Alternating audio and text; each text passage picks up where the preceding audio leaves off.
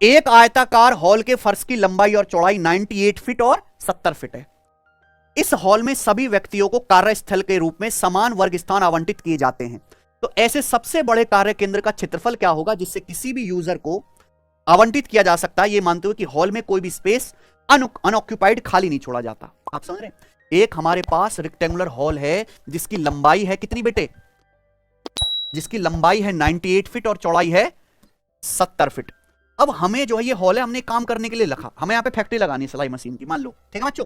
अब इसमें हम लोगों को बिठाएंगे, उनको वर्क स्टेशन बनाएंगे, छोटे छोटे लोगों को काम करने के लिए वर्क स्टेशन केबिन्स बनाएंगे।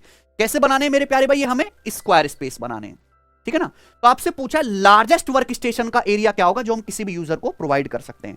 तो अगर मैं इसमें छोटे छोटे स्क्वायर वर्क स्टेशन बनाऊंगा तो सबको पता है उस वर्क स्टेशन की स्क्वायर शेप के बनाऊंगा, उस वर्क स्टेशन की भुजा कैसी होगी, जो 98 पर भी फिट बैठे और 70 पर भी फिट बैठे, यानी कि इन दोनों को डिवाइड करती है। तो बच्चों क्या आ जाएगा इनका HCF, और 98 और 70 का HCF क्या आ जाएगा?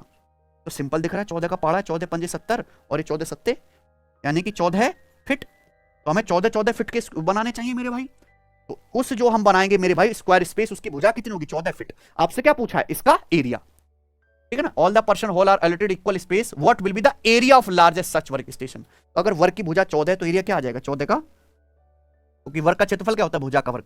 वैसे भी आप देख सकते थे कि यहां हर जगह 7 आ रहा है, तो आंसर भी 7 का रिश्तेदार होगा, जो एक ही ऑप्शन था, केवल पहला।